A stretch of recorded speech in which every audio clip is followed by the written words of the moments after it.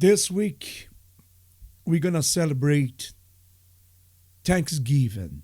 Thanksgiving is a great celebration in this country for the Americans because Thanksgiving is what makes this country what it is today, a great country. Because the pilgrims, those who start this tradition, they understood that we need to give thanks to God all the time. For this reason, this morning I want to speak about the amazing nature of grace. Amazing nature of grace. I'm going to read from the epistle of the Apostle Paul in 1 Timothy chapter 1 verses 12 to 14. God, we give you grace today. We thank you for your greatness. We thank you for your protection. We thank you for the breath of life. We thank you for your protection. We thank you for your guidance. We thank you for all amazing things that you have done for all of us. In the name of Jesus, Paul talks about the personal nature of God's grace in his life. When he knows what it's like to have been told to fly and to have been given wings. He starts in verses 12 of 1 Timothy chapter 1. I thank to God who has given me this strength. Christ Jesus our Lord, because he judged me faithful. Appoint me to his service. True, formerly I was a blasphemer, persecutor, an insolent opponent.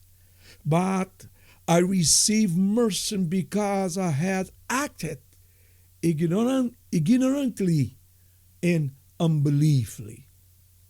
And the grace of the Lord overflowed for me with the faith and love that are in Christ Jesus. Thank you, God.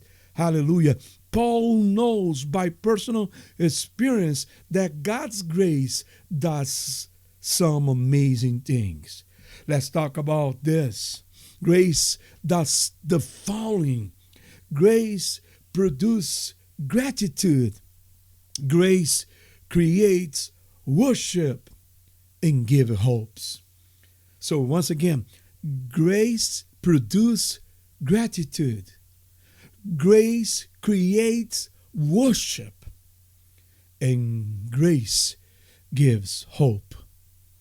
As we talk about this in Paul's life, I like for you to think about your own life and your own history with God's grace. Grace produces gratitude. Grace create worship. Grace give us hope. First thing I want to note to you here's where Paul start how he reflects on the grace of God. Paul begins his reflection of the grace of God with gratitude. He was thanking God for saving him, for blessing him, for choosing him, because he did not deserve to do that, because he was a blasphemer, a persecutor, an insolent opponent. And the overarching imprint on God's grace make his personal life change. The law make him a bad person. And he was persecuting the Christian's life. But the grace and the mercy of God changing his life forever. And he started to worship God. He started to glorify God. And this grace create hope of salvation, of eternal life. The word grace comes from the Greek word charis. Charis describe what you feel when you receive something and you want to say thanks. Thank you. It's not like that when someone do something for you, do a favor or help you out or do something for you. You feel so great, so greated. And then you want to say thank you. Thank you for helping me. Thank you for doing that for me.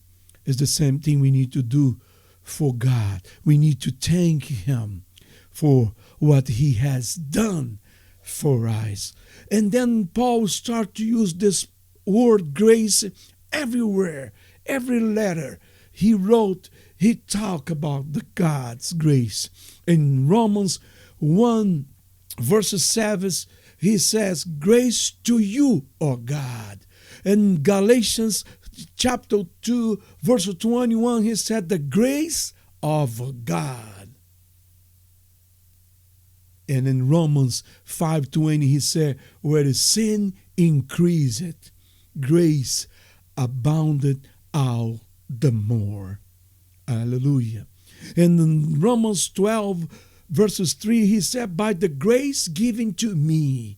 In Romans 8:32, he said, graciously give us all things. So this is an enormous important word that summarizes the gracious activity of God towards people who do not deserve what they have received. This is the better definition of grace. Grace is when we receive something that we do not deserve. This is what Jesus did for us at the cross. He saved us even we don't deserve. This Thanksgiving, not just get together, get around with your family to eat turkey or have a nice time, wonderful time with the family around. Do more than that. Think about all things that God has done for you. You're alive. You can breathe. You can see. You can hear. You can talk. You are a blessed person. We are blessed person.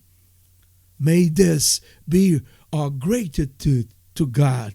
May this create worship in our heart. Make this give us hope and continue follow the God. God, oh Lord Almighty, I want to thank you for the opportunity to be here speaking about the greatness of your great act on the cross when Jesus, your Son, our Lord Jesus Christ, died for us that day. We thank you, Lord. We thank you. We did not deserve to receive so amazing, so great grace. Hallelujah. We thank you. Bless the families. Bless this country. Bless the whole world. We thank you in the name of Jesus. Amen.